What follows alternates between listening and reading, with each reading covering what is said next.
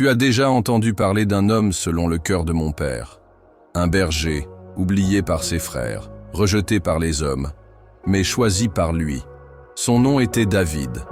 Beaucoup le connaissent pour ses victoires. Le jeune qui a vaincu un géant avec une pierre, le roi qui a uni les tribus, le guerrier qui a écrit des psaumes d'adoration. Mais peu osent regarder la douleur derrière la couronne, parce que David est aussi tombé.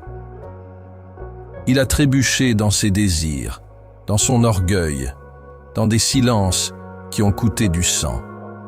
Et même s'il aimait profondément mon père, ses erreurs ont tracé un chemin de tragédie qui ont blessé non seulement lui, mais toute sa maison. Tu crois peut-être que la sainteté signifie l'absence de faute. Mais le cœur que cherche mon père, c'est celui qui, même sali par la faute, a encore le courage de se briser devant la vérité. David était cet homme. Il a connu le ciel, et aussi les conséquences de l'abîme.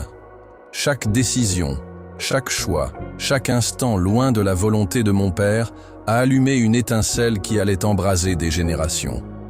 Mes frères, pardonnez-moi d'interrompre un instant cette histoire, mais je voudrais vous demander quelque chose. Abonnez-vous à cette chaîne et activez les notifications. Cela aidera la parole à toucher de plus en plus de personnes, transformant des inconnus en frères dans la maison de mon père. Dans cette histoire, je t'invite à regarder au-delà de la gloire, à voir le poids des choix, la beauté du repentir, et le Dieu qui, même face à la chute, n'abandonne jamais ses promesses. Tu es prêt à marcher avec moi dans ce voyage? Alors viens. L'histoire de David commence maintenant. Tu sais, les plus grands abîmes ne commencent pas toujours par de grandes chutes. Parfois, tout commence par l'absence d'un pas. David était roi. L'armée partait en guerre. La bataille l'appelait, mais lui, il resta. Pendant que ses hommes combattèrent pour Israël, David se promenait sur la terrasse du palais. Ça semble anodin, n'est-ce pas? Mais toute distraction du but est une invitation au désastre. Et là, sur cette terrasse dorée, ses yeux se sont égarés. Il vit une femme, Bathsheba, mariée, pure, et pourtant, désirée. La voix de la conscience murmurait. Mais il la fait taire, il la fit venir, et il prit ce qui ne lui appartenait pas, une seule nuit, mais suffisante pour que l'ombre entre dans sa maison. Mon père n'abandonne pas ceux qui tombent, mais il n'ignore pas non plus ceux qui tournent le dos à sa voix. David, loin, le poète, le leader, a choisi de faire taire la vérité. Et quand le désir remplace l'obéissance, même un roi devient esclave de sa propre faiblesse. Le péché ne commence presque jamais par un cri. Il commence par un silence, par du repos quand on devrait combattre, par un regard posé là où il ne devrait pas l'être.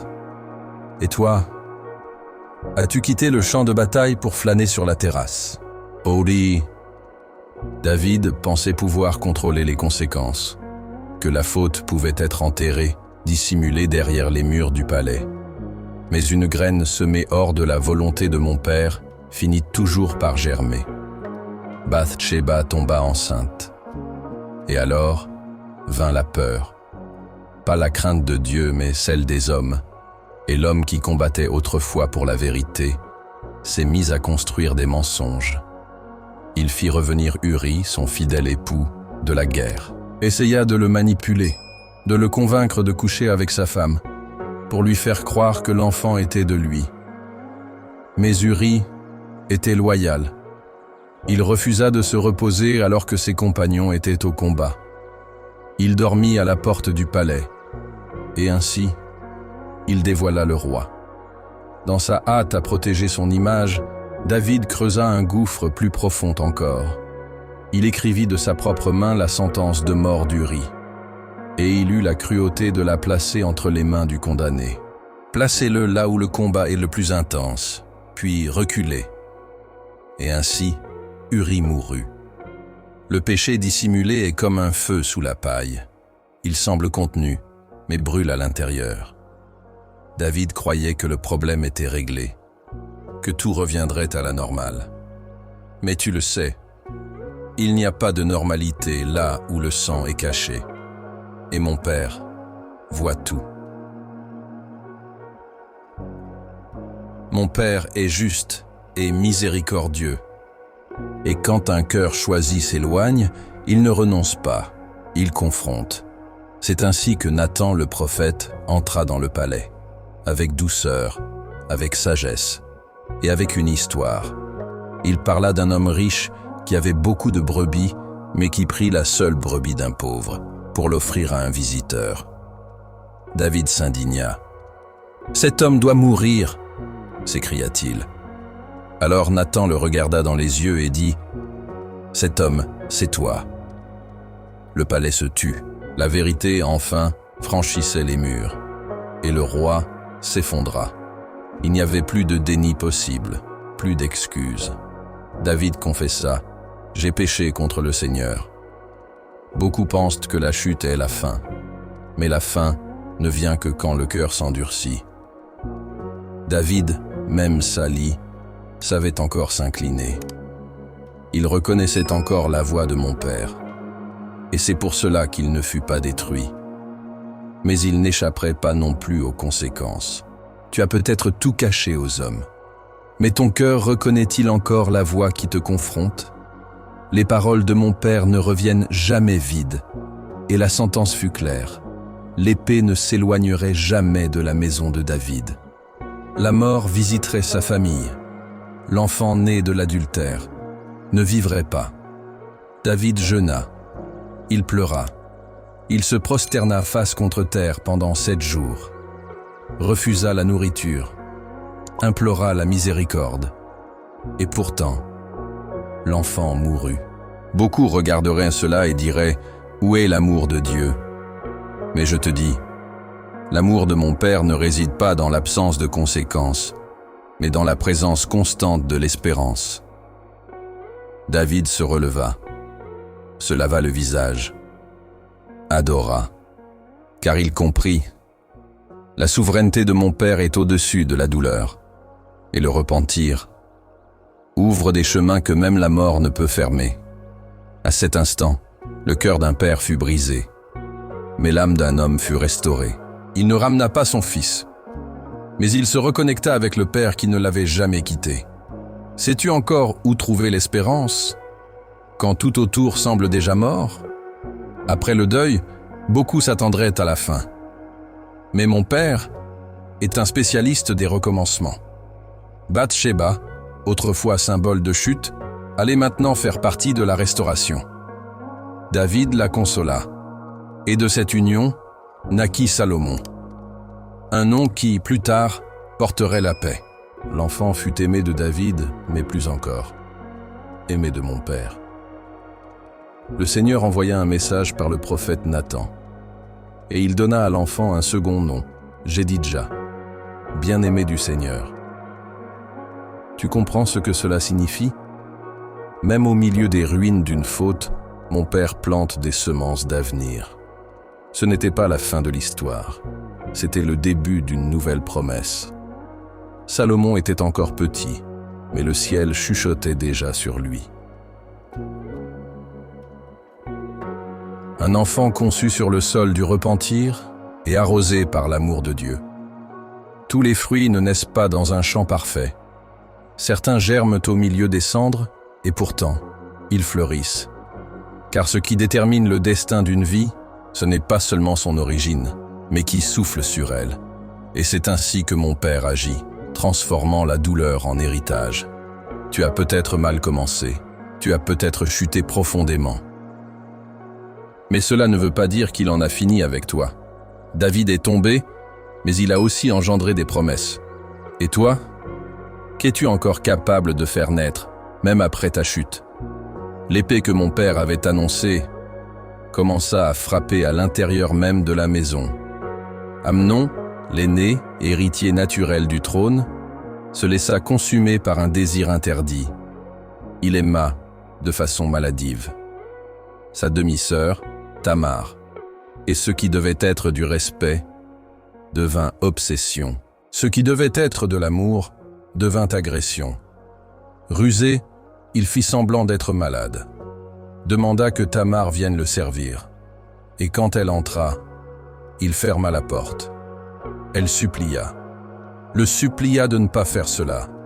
Lui dit que c'était une folie, que le roi pourrait permettre le mariage, mais pas cet acte de force. Mais Amnon la viola. Et quand ce fut terminé, il la méprisa. Celle qu'il disait aimer, maintenant le dégoûtait. Tamar déchira ses vêtements, se couvrit de cendres. Sa pureté, son avenir, son nom était souillé. David l'apprit, et il se mit en colère. Mais il n'agit pas.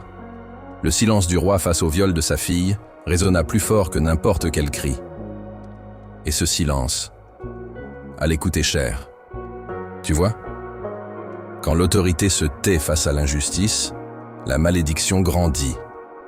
Et c'est dans ce silence que la révolte commença à grandir dans le cœur d'un autre fils, Absalom. Car même lorsque personne ne se lève, le ciel continue de réclamer justice. Absalom vit la douleur de sa sœur Tamar. Et il ne l'oublia pas. Il garda le silence, mais pas la paix. Pendant 2 ans, il sourit, fit semblant de pardonner. Mais à l'intérieur, il nourrissait la vengeance. Il planifia, attendit. Et quand le moment arriva, il tua Amnon. Le banquet qui devait être une célébration devint un piège. Tous les fils du roi furent invités. Absalom agissait comme si tout allait bien. Mais il suffisait qu'Amnon boive, que ses sangs s'émoussent. Et le signal fut donné. Les serviteurs d'Absalom le tuèrent. Du sang pour du sang, un frère contre un frère. Quand David l'apprit, il pensa que tous ses fils étaient morts. La panique s'empara du palais. Mais rapidement, la vérité arriva. Seul Amnon était mort. Et pourtant, les dégâts étaient faits. L'épée frappait à nouveau. Absalom s'enfuit, s'exila pendant 3 ans. Et durant ce temps, la distance entre père et fils devint un abîme. Le silence passé de David résonnait maintenant en lui. Il pleurait Amnon, mais aussi Absalom. Car il n'y a pas de victoire dans une famille divisée par le péché. Chaque mort, chaque éloignement, était comme un miroir brisé de sa propre âme. Quand tu te tais face à l'injustice, le mal trouve sa place. Et quand le mal grandit, il exige un prix. Quel est le coût de ton silence? Même après 3 ans d'exil, David aimait encore Absalom, mais il ne savait pas comment le faire revenir. Alors Joab, son général, élabora un plan.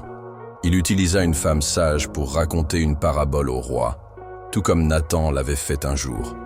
Et le cœur de David fléchit.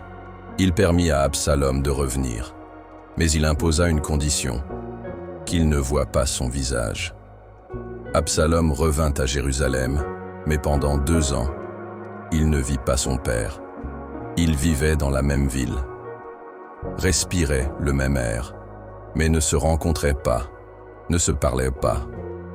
La réconciliation était superficielle. Un geste politique, mais pas une étreinte de pardon. Le fils aspirait au regard du père, et le père craignait ce que ce regard révélerait. Cet éloignement nourrissait quelque chose de dangereux. Absalom, beau, charismatique, commença à conquérir le peuple. Il s'asseyait à la porte de la ville, écoutait les problèmes du peuple, offrait des solutions, promettait justice. Il gagnait les cœurs, pendant que David restait silencieux. C'est ainsi que naissent beaucoup de rébellions, pas avec des cris, mais avec des absences. Quand les pères s'éloignent, quand les leaders se taisent, quand les blessures sont ignorées, une réconciliation incomplète peut devenir le terreau d'un ennemi qui grandit au cœur même de la maison. As-tu laissé des distances non résolues ouvrir la porte à des ruptures plus grandes? Le silence d'un père devint l'espace pour un coup d'État. Absalom, sûr de sa popularité, demanda au roi la permission d'aller à Hébron, sous prétexte d'y accomplir un vœu. Mais derrière la dévotion se cachait une conspiration. Là-bas, il se proclama roi, rassembla des partisans, envoya des messagers à travers tout Israël, et ce qui avait commencé par une blessure devint une révolte. Quand David l'apprit, son cœur se serra. Il ne faisait pas face à un ennemi étranger. C'était son propre fils, et pourtant, il choisit de fuir. Il quitta Jérusalem avec ses serviteurs, pleurant en silence, les pieds nus, traversant le torrent du Cédron. Il savait que se battre là, c'était risquer de tout détruire, y compris Absalom. Mes frères, permettez-moi juste un instant. Si vous vous abonnez à cette chaîne, vous nous aiderez à partager l'Évangile avec encore plus de personnes. Chaque nouvel abonné nous permet de semer la parole dans des cœurs qui en ont besoin. Mais reprenons maintenant. Je l'ai vu quand il monta le mont des Oliviers, pleurant, non pas comme un roi vaincu, mais comme un père brisé. Son trône était menacé, mais son cœur saignait pour celui qui s'était rebellé. Tu comprends cela? David préféra tout perdre, plutôt que de perdre son fils à la mort. Mon père ne se réjouit pas du jugement, mais du repentir. Et souvent, le véritable amour, c'est celui qui se retire du combat pour donner à l'autre une chance de revenir par lui-même. Mais Absalom ne reviendrait pas, et la douleur de David ne faisait que commencer. Le désert résonnait d'échos, la guerre était inévitable. Absalom avait rassemblé ses troupes, David aussi. Mais avant la bataille, il fit une demande à ses généraux. « Traitez mon fils avec douceur, à cause de moi. » La guerre ne portait plus seulement sur un trône, mais sur l'âme d'une famille brisée. Dans la forêt d'Éphraïm, le combat éclata. L'armée d'Absalom fut vaincue, et tandis qu'il fuyait sur sa mule, ses cheveux, longs, magnifiques, symboles de vanité et d'orgueil, s'accrochèrent aux branches d'un arbre. Là, il resta suspendu, entre le ciel et la terre. Joab, le général de David, le trouva. Ignorant l'ordre du roi, il transperça le corps d'Absalom de 3 lances. Et là, le fils mourut. La rébellion fut écrasée. Mais il n'y eut pas de célébration. Quand David reçut la nouvelle, il ne cria pas victoire, il cria douleur. « Absalom, mon fils, que ne puis-je mourir à ta place ?» Voilà ses paroles. Il ne pleurait pas un traître, il pleurait un fils. Une part de lui, blessée jusqu'au bout. Le trône fut préservé, mais le cœur perdit un morceau de lui-même. Tu comprends? Aucune conquête ne vaut plus qu'un enfant. Et même quand nous nous tournons contre le ciel, mon père pleure encore, espérant notre retour. Le temps passa, la paix revint, mais les conflits dans la maison de David ne cessèrent pas. Avec Absalom mort, un autre fils se leva, Adonijah. Il était l'aîné des survivants et voyait le trône comme son droit. Mais David avait promis que Salomon, fils de Bath-Shéba, hériterait du royaume. Adonijah, ignorant cela, se mit à agir. Il rassembla chars et cavaliers et se proclama roi en secret. Il invita des alliés stratégiques, Joab, l'ancien général, et Abiatar, le prêtre. La conspiration était en marche. Mais il n'invita ni Salomon, ni Nathan, le prophète de mon père. Pendant ce temps, David était vieux, affaibli. Le royaume semblait chanceler. Mais le ciel n'oublie jamais ses promesses. Nathan intervint. Il alla voir Bath-Shéba, et ensemble, ils avertirent le roi. David réagit. Il donna l'ordre immédiat. Salomon serait oint roi devant le peuple à la source de Gihon. Et c'est ce qui fut fait. Le peuple exulta. Les trompettes retentirent. Jérusalem fut remplie de joie. Et Adonijah, encore en pleine fête d'auto-exaltation, entendit le son du couronnement. Son cœur se remplit de crainte. Mon père est fidèle, et aucune conspiration ne peut voler ce qu'il a déjà scellé par sa promesse. Tu peux essayer d'anticiper le trône, mais seul demeure celui qui a été oint par lui. Mais le cœur rebelle se satisfait rarement du pardon. Adonijah, même épargné, même après que Salomon ait pris le trône, tenta encore une fois. Il chercha Bathsheba, lui demanda d'intercéder pour lui. Il voulait Abishag, la jeune qui avait pris soin de David dans ses derniers jours, comme épouse. Une demande qui, dans la culture de l'époque, signifiait bien plus. Une revendication silencieuse du trône. Bathsheba transmit la requête à Salomon, et le roi, sage, comprit ce qui se cachait réellement derrière ces paroles douces. Il vit le poison dans le geste, le défi dissimulé. Ce n'était pas qu'une demande en mariage, c'était une menace à la stabilité du royaume. Alors Salomon agit, avec fermeté, sans haine, mais avec justice.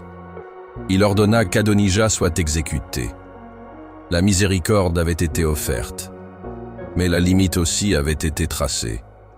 Benajah, le fidèle commandant, exécuta l'ordre, et ainsi prit fin la dernière tentative de voler ce que le ciel avait établi. Il y a des moments où mon père donne des occasions. Il pardonne, tend la main, offre une nouvelle chance. Mais quand le cœur insiste à marcher dans l'ombre, la sentence s'accomplit. Sais-tu jusqu'où va la grâce dans ta vie? Et quand elle est rejetée 1, 2, 3 fois? Joab avait été fidèle à David durant de nombreuses années. Il avait combattu à ses côtés, remporté des batailles, versé son sang pour le royaume. Mais il portait aussi un cœur agité. C'était un homme aux épées affûtées et aux décisions personnelles. Il choisit de suivre Adonijah dans sa tentative d'usurper le trône, tout en sachant que loin était Salomon. Quand tout fut révélé, Joab courut vers l'autel. Il s'agrippa aux cornes du tabernacle, cherchant asile, protection. Mais mon père n'est pas un refuge pour les cœurs qui utilisent le sacré comme cachette et non comme repentance. Salomon ordonna à Benajah de le trouver. Joab refusa de sortir, et là même, il fut exécuté. C'était la fin d'une époque. Le général qui avait vaincu les ennemis extérieurs succombait maintenant à ceux de l'intérieur. Orgueil, ambition, désobéissance. Le passé devait être clôturé pour que le nouveau puisse commencer pur. Combien aujourd'hui encore s'accrochent à l'autel? Sans brisement? Cherchent la protection de Dieu, mais pas sa transformation. Mon père ne se laisse pas utiliser. Il pardonne, mais il ne négocie pas avec la rébellion déguisée en religiosité. Si tu touches au sacré, fais-le avec vérité. Joab fut vaincu, non par Salomon, mais par lui-même. L'autel peut sauver, mais seulement si le cœur est prêt à se rendre. Pendant la fuite de David, quand Absalom prit Jérusalem, un homme nommé Shimei apparut sur son chemin. Il lança des pierres contre le roi, le maudit à haute voix, se moqua de sa douleur. Les gardes voulurent le tuer sur le champ, mais David les en empêcha. Il dit « Peut-être que le Seigneur a permis cela ». Des années plus tard, alors que Salomon était sur le trône, Shimei fut convoqué. Le nouveau roi lui offrit une chance. « Reste à Jérusalem, ne traverse pas le torrent du Cédron. Si tu sors, tu mourras. » C'était simple, un test d'obéissance. Mais le temps révèle le cœur. 3 ans passèrent, et Shimei rompit l'accord. Il sortit pour chercher ses serviteurs. Il pensa que personne ne remarquerait, mais le roi le sut, et le jugement tomba. Shimei mourut, non pour avoir insulté le roi, mais pour avoir refusé de se soumettre jusqu'au bout. Se moquer de la douleur de celui que mon père a choisi, c'est jouer avec le feu. Mais ce qui est encore plus dangereux, c'est de traiter la grâce comme si elle était éternelle, en ignorant les limites qu'il a fixées. Shimei eut du temps, un avertissement, un accord. Mais il choisit de mépriser. Mon père offre des opportunités. Mais quand l'homme préfère l'impulsion à l'obéissance, même un petit pas peut être la dernière chute. As-tu respecté les limites qu'il a placées autour de toi? David a vécu longtemps. Il a mené des guerres, bâti un royaume, écrit des psaumes. Mais il a aussi pleuré des pertes que lui seul pouvait comprendre. La mort de ses fils, la trahison de ses alliés, la douleur de voir la prophétie s'accomplir. L'épée ne s'éloignera jamais de ta maison. Et pourtant, il n'a jamais abandonné mon père. Quand il tomba, il pleura. Quand il pécha, il s'humilia. Quand il se trompa, il s'exposa. Il ne laissa jamais l'orgueil vaincre le repentir. Et c'est pour cela que, malgré tant de fautes, il est encore appelé un homme selon le cœur de Dieu. Le trône qu'il occupa serait un jour hérité par un autre roi, un de ses descendants, un qui pleurerait aussi, mais sans faute, qui serait trahi, mais sans péché, qui serait couronné, mais d'épines. L'héritage de David, ce n'était pas la gloire militaire, ni la richesse de son palais. C'était sa capacité à revenir, à se briser, à aimer la vérité, même quand elle le blessait. Et ça, mon père ne l'oublie jamais. Tu peux tomber. Mais si ton repentir est sincère, ton histoire peut encore devenir sacrée. Ce qui définira ton héritage, ce n'est pas l'absence de faute. C'est ce que tu choisis de faire après être tombé. La maison de David a été marquée par des scandales, des tragédies et des luttes internes. Mais mon père ne révoque pas une promesse à cause des fautes des hommes. Il avait dit que de la lignée de David naîtrait un roi éternel. Et il l'a accompli. D'une lignée pleine de fissures est venue la roche qui soutiendrait le monde. Je suis venu, né de la descendance de David, pour régner non par la force, mais par l'amour. Non sur des trônes d'or, mais dans les cœurs de ceux qui croient. Tu comprends? L'histoire de David s'achève en moi, car ce qui était brisé a été racheté. Ce qui était ombre a reçu la lumière. Ce qui était douleur a trouvé un sens. L'histoire de cet homme, si humain, si contradictoire, est devenue un pont entre l'ancienne alliance et l'espérance éternelle. Aujourd'hui, la promesse vit encore, et elle ne dépend pas de la perfection de tes ancêtres, mais de la fidélité de mon père. David est tombé, mais son nom a traversé les siècles. Et moi, je suis venu accomplir ce qui avait commencé dans un champ, avec un berger oublié. Tu peux te sentir petit, tu peux porter des marques, mais s'il y a une promesse sur ta vie, elle s'accomplira. Car le plan de mon père ne faillit jamais. Salomon n'est pas arrivé au trône par la force, mais par promesse. Lorsque David l'a oint, ce n'était pas juste un acte politique, c'était l'accomplissement d'une parole de mon père. Au milieu de la tension, de la conspiration d'Adonijah, des doutes du peuple, une ère nouvelle est née. Le peuple acclama « Vive le roi Salomon !» et toute la ville vibra. Le son des trompettes fit taire les voix de la rébellion. Le ciel avait parlé. Et quand mon père parle, aucun homme ne peut annuler ce qu'il a déclaré. Salomon commença jeune, inexpérimenté, mais son cœur était disposé à apprendre. Il savait qu'il ne pouvait gouverner un peuple saint avec une sagesse humaine. C'est pourquoi quand mon père lui apparut en rêve et lui offrit tout ce qu'il voulait, Salomon ne demanda pas de l'or, il demanda le discernement. Et cela toucha profondément le cœur de mon père. Car celui qui gouverne avec justice reflète la volonté du ciel. Salomon reçut la sagesse, et avec elle vinrent la paix, la prospérité et l'honneur. Un trône établi non par la force des bras, mais par la main de Dieu. Tu comprends cela? Ce qui soutient un règne, ce n'est pas la taille de l'armée, c'est l'intimité avec mon père. David a combattu, Salomon a bâti. L'un a ouvert le chemin, l'autre l'a élargi.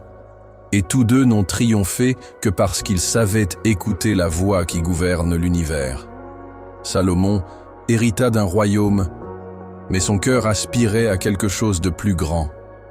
Construire une maison pour mon père. David avait rêvé de ce temple, mais c'est Salomon qui l'a édifié. Et quand tout fut achevé, ce ne furent pas les pierres, ni l'or, ni les autels qui comptèrent le plus. Ce fut la présence qui descendit. Lorsque le temple fut consacré, les prêtres ne purent rester debout. La gloire du Seigneur remplit le lieu comme une nuée dense. Le ciel toucha la terre. L'invisible se manifesta parmi les hommes. C'était la confirmation. Mon Père était là. Mais le temple ne concernait pas des murs. Il concernait le cœur du peuple. Car mon Père ne s'est jamais limité à des bâtiments. Il habite là où il est adoré, en vérité. Et même cette gloire si intense n'était qu'un aperçu de ce qui allait venir. Sais-tu où mon Père veut habiter aujourd'hui? Plus dans des temples faits de mains, mais dans des cœurs livrés. Sa maison, c'est toi. Et chaque fois que tu choisis l'obéissance, l'humilité, la vérité, le ciel descend à nouveau. Le temple de Salomon fut magnifique, mais la demeure la plus glorieuse que mon Père ait jamais désirée, c'est à l'intérieur de celui qui aime sa présence. Salomon commença avec la sagesse, mais termina divisé. L'homme qui bâtit le temple éleva aussi des autels pour des dieux étrangers. Il aima de nombreuses femmes, filles de rois païens, qui adoraient des idoles. Et peu à peu, elles inclinèrent son cœur loin du Dieu d'Israël. C'était subtil. Un autel ici, une concession là, un silence où il aurait fallu une correction. Et soudain, le roi le plus sage se retrouvait à partager sa fidélité. Le temple était encore debout, mais son cœur ne l'était plus entièrement. Mon père l'avait averti. « Si vous m'abandonnez et servez d'autres dieux, je retirerai Israël de la terre. » Mais Salomon choisit de plaire aux hommes. La même sagesse qui l'avait élevé ne le protégea pas de la vanité, de la luxure et de l'orgueil. Car la sagesse sans la crainte n'est qu'intelligence vide. Et c'est ainsi que la chute commença, non par la guerre, non par une invasion, mais par l'idolâtrie. Car chaque fois que tu détournes les yeux de l'Éternel, quelque chose en toi commence à mourir. Entends-tu encore la voix de ton premier amour? Ou as-tu construit des autels en silence, espérant que personne ne le remarque? Je vous demande pardon à nouveau. Mais si vous pouvez vous abonner à notre chaîne, cela nous aidera vraiment à grandir et à toucher encore plus de personnes. Mais maintenant, revenons à notre histoire. Après la mort de Salomon, le trône fut transmis à son fils Roboam. Mais la sagesse du père n'était pas avec lui. Lorsque le peuple demanda un allègement, Roboam refusa. Il rejeta les conseils des anciens et préféra écouter les jeunes de sa cour. Il répondit avec dureté, et ainsi divisa la nation. Les tribus du nord se rebellèrent. 10 d'entre elles suivirent Jéroboam. Seuls Juda et Benjamin restèrent avec Roboam. Israël fut déchiré. Le royaume que David avait uni avec tant de sacrifices était maintenant fragmenté par les décisions de ceux qui vinrent après. Mais cette division n'était pas un hasard. C'était l'accomplissement d'une parole. Parce qu'ils se sont éloignés de moi, je déchirerai le royaume. Mon père est patient, mais il est aussi juste. Il avertit, il attend. Mais quand il n'y a pas de repentir, il agit. La blessure du peuple était ancienne. Elle venait de loin. Elle avait commencé avec les péchés cachés de David, les autels de Salomon, la dureté de Roboam. Chaque génération avait arrosé la même racine. Et un jour, elle porta son fruit. Quelle semence es-tu en train d'arroser? Les choix que tu fais aujourd'hui deviendront le sol sur lequel tes enfants marcheront demain. Avec le royaume divisé, ce qui suivit fut un cycle de chute. Israël au nord, Juda au sud.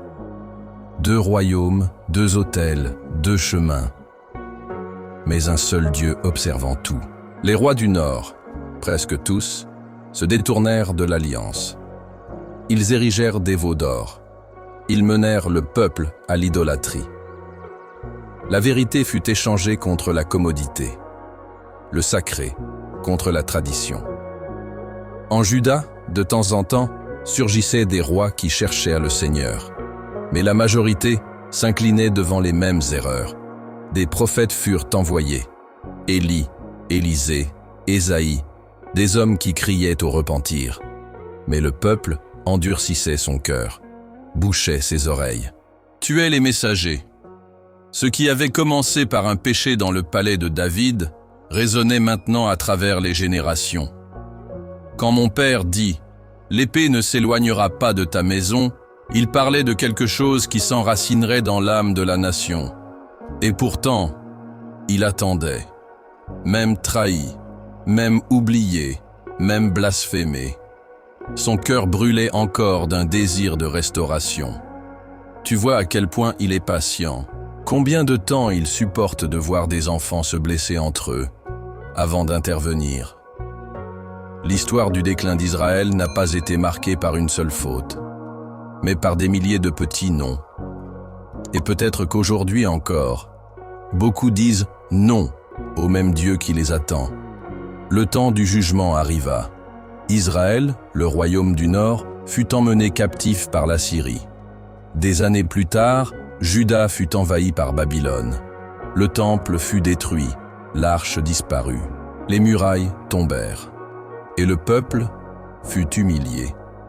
Hommes, femmes et enfants marchèrent en esclaves vers des terres étrangères. La terre promise semblait perdue. La lignée de David, autrefois glorieuse, était maintenant dispersée, sans trône, sans autel, sans roi. Les psaumes étaient devenus des lamentations, les fêtes, des souvenirs. Le silence de Dieu paraissait assourdissant, mais même dans la douleur, mon père n'avait pas oublié l'alliance. Il avait dit que le trône de David ne finirait jamais, et sa fidélité ne dépend pas de la fidélité des hommes. Même sans temple, il écoutait. Même sans sacrifice, il avait compassion. Dans l'exil, certains tournèrent de nouveau leurs regards vers le ciel. Daniel priait à sa fenêtre. Ézéchiel eut des visions. Jérémie pleurait sur les ruines. La flamme ne s'était pas éteinte. Elle s'était cachée parmi les restes. Peut-être que toi aussi tu te sens en exil. Loin de la promesse, loin de la présence. Mais écoute bien. Mon père ne termine pas les histoires au milieu de la douleur. Il transforme les vallées en ponts. Et même depuis la captivité, il appelle ses enfants à revenir. Après 70 ans, la captivité prit fin. Mon père toucha le cœur de Cyrus, un roi païen, et il permit aux Juifs de rentrer. Ils reconstruisirent les murailles, rebâtirent le temple, rallumèrent l'adoration. Mais quelque chose manquait encore. Le trône. La descendance de David était vivante, mais sans gloire. Zorobabel, un prince, aida à la reconstruction, mais ne fut jamais couronné. Le peuple revint dans la terre, mais le royaume n'était pas encore restauré. Ils avaient la promesse, mais ne voyaient pas son accomplissement. Les siècles passèrent, les prophéties devinrent espérance. Ésaïe parla d'un enfant, Jérémie d'un germe, Michée de Bethléem. Ils attendaient. Et même quand le ciel semblait silencieux, mon père préparait tout, car quand les hommes pensaient que le royaume de David était terminé, il dessinait la naissance du roi qui ne viendrait pas avec une épée, mais avec la paix, qui ne naîtrait pas dans un palais, mais dans une crèche. Tu comprends? L'attente n'a jamais été un retard, c'était une préparation. Si tu n'as pas encore vu la promesse, cela ne veut pas dire qu'elle est morte. Peut-être est-elle simplement en train de croître en silence, attendant le moment parfait. Et alors? Le temps est arrivé. Dans le silence entre les prophéties et leur accomplissement, une jeune vierge reçut une visite du ciel. Tu enfanteras un fils, et tu l'appelleras Jésus. Il ne serait pas simplement un autre enfant, il serait l'accomplissement, le fils de David, le Fils du Très-Haut. Je suis né à Bethléem, dans la ville de mon serviteur David, non parmi les rois, mais parmi les bergers, car mon Père ne répète pas les gloires humaines, il écrit de nouvelles histoires. La lignée entachée de sang donnerait maintenant naissance au sang qui lave toutes les taches. Les larmes de David, les péchés de sa maison, les divisions, les exils, les cris des prophètes, tout cela convergeait vers ce moment. Je suis venu, non pour reprendre le trône d'Israël, mais pour établir un royaume éternel. Oui, je suis fils de David, mais je suis aussi fils de mon Père. Et mon règne ne sera pas limité par des murs, des temples ou des couronnes humaines.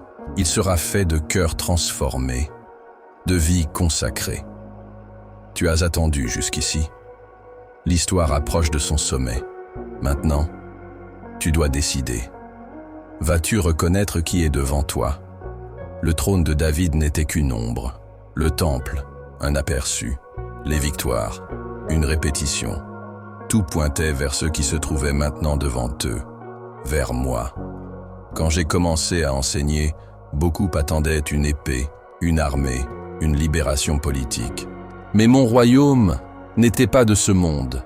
J'ai guéri, j'ai pardonné, j'ai embrassé les rejetés, j'ai confronté les chefs. Et j'ai annoncé, le royaume de Dieu est parmi vous.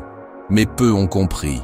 Ils voulaient la gloire de David, mais pas le repentir que David avait eu. Je suis le fils de David, mais aussi l'agneau.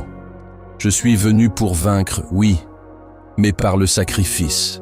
Car la vraie royauté ne se prouve pas par l'or, mais par la croix. Tu vois, je ne suis pas venu restaurer ce qui était ancien. Je suis venu inaugurer ce qui est éternel. Un royaume sans corruption, sans ténèbres, sans fin. Un royaume où les doux héritent la terre, où les affligés sont consolés, et où les purs voient le visage de mon Père. Et maintenant, ce royaume est en toi. Tu n'as plus besoin de chercher un trône à Jérusalem. Il te suffit d'ouvrir ton cœur. C'est là que mon Père veut régner. Mais tout comme David fut rejeté par Absalom, moi aussi j'ai été rejeté par les miens. La même ville qui cria « Hosanna » cria ensuite « Crucifie-le ». Ils attendaient en la gloire, mais ils ont reçu la vérité. Ils voulaient la délivrance, mais ont reçu la confrontation. Et alors, ils ont choisi un voleur. À ma place. Oui, j'ai pleuré sur Jérusalem. Comme David pleura sur Absalom. Car j'ai vu la destruction à venir. J'ai vu le temple tomber. J'ai vu les murailles s'effondrer. J'ai vu les fils dispersés. Et tout cela, parce qu'ils n'ont pas reconnu le temps de la visitation. Le cycle se répétait. La rébellion dans la maison. Le rejet de l'ointe. Mais cette fois, l'épée ne frapperait plus la lignée de David. Elle frapperait le Fils lui-même. J'ai été livré, silencié, blessé et crucifié. Pas par accident, mais par amour. Je savais que c'était nécessaire, car c'est seulement ainsi que l'histoire pouvait changer de direction. La question n'est pas pourquoi ils m'ont rejeté. La question est, et toi? Vas-tu continuer le cycle? Ou vas-tu le briser? La décision n'est pas collective, elle est personnelle. Et elle commence maintenant. Sur la croix, beaucoup ont vu de la faiblesse. Mais là, se trouvait la plus grande force de l'univers. Moi, le fils de David, suspendu entre deux voleurs, saignant, souffrant, mourant. Le monde voyait la fin. Mais mon Père voyait l'accomplissement. Les paroles prononcées sur ce bois étaient des semences plantées dans l'esprit. Père, pardonne-leur. Tout est accompli. Chaque phrase portait plus de puissance que toutes les armées d'Israël réunies. Car là, la malédiction sur la maison de David tomba sur moi. L'épée promise transperça mon côté. Les conséquences de générations tombèrent sur mes épaules. Et avec elles, le poids de ta faute aussi. Quand j'ai expiré, le voile du temple s'est déchiré. L'accès a été ouvert. La dette effacée. Et le trône n'était plus à Jérusalem. Il s'établissait dans les cieux. Tu comprends cela? Le lieu de la plus grande douleur est devenu le point de la plus grande rédemption. La croix n'est pas une honte, c'est une gloire renversée. Et celui qui s'y rend se relève pour toujours. La regardes-tu encore comme une défaite? Ou as-tu déjà vu en elle le début de ton propre règne avec le Père?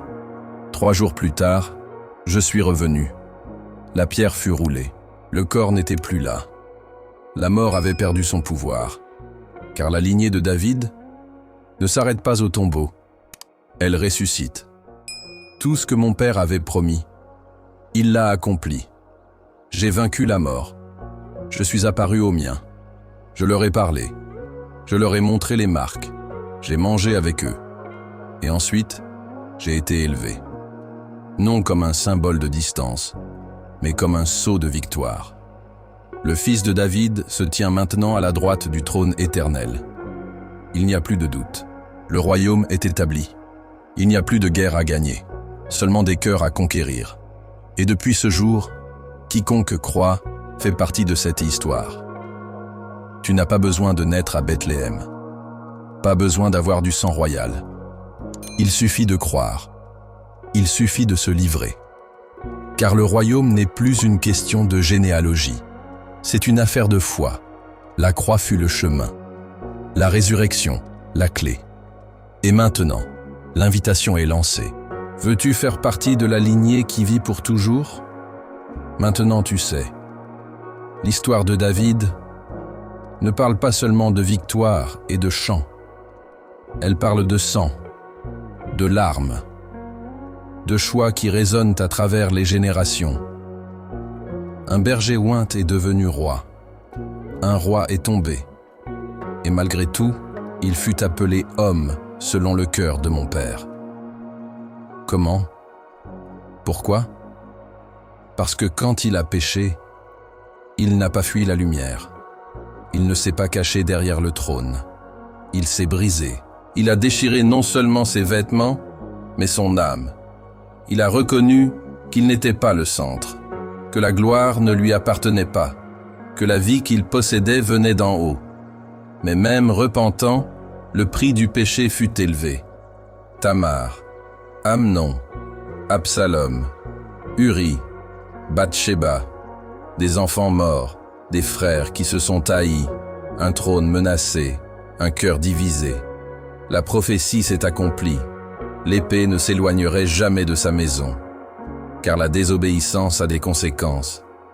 Mon Père pardonne, mais il n'ignore pas.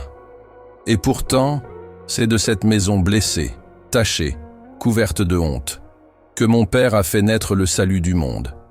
Je suis né de cette lignée, du ventre de la douleur, est née la promesse, du chaos d'une famille brisée. Est née la passerelle entre le ciel et la terre. Tu comprends maintenant? L'histoire de David est ton histoire. Elle commence avec des promesses, traverse des chutes, s'enfonce dans la douleur et ne trouve la paix que dans la reddition. Tu as peut-être été trahi, tu as peut-être été le traître, tu portes peut-être des cicatrices que même le temps n'a pas effacées. Mais je te pose une question. Et maintenant? Vas-tu continuer à nourrir les cycles qui détruisent? Vas-tu répéter les erreurs que tu avais juré de ne jamais commettre? Vas-tu cacher ton péché derrière des excuses? Ou vas-tu déchirer ton cœur devant mon Père? Peu importe où tu te trouves dans cette histoire, au sommet du palais ou fuyant pieds nus dans le désert, mon Père appelle encore. Il pardonne encore. Il guérit encore. Il restaure encore. Mais il attend que tu reconnaisses qui tu es, que tu cesses de fuir, que tu reviennes. Tu as vu où l'orgueil a mené Absalom. Tu as vu le prix du silence de David. Tu as vu la fin d'Adonijah. Mais tu as aussi vu le repentir qui a fait naître Salomon. La lignée a été blessée, mais elle n'a pas été oubliée. Car mon Père ne choisit pas les parfaits. Il restaure ceux qui se rendent. Alors je te demande, devant tout ce que tu as entendu, devant la croix, devant le trône, devant l'éternité qui s'approche, que choisiras-tu? Mes frères, si vous êtes restés jusqu'à la fin et que vous avez profité de ce moment que nous avons partagé ensemble, Je vais vous demander encore une fois de nous aider à grandir et à atteindre plus de personnes. Abonnez-vous à cette chaîne, partagez cette vidéo avec vos amis et vos proches, diffusez du contenu de qualité autour de vous. Cela ne fera pas seulement du bien à votre cœur, mais aussi à chaque personne que ce message pourra toucher.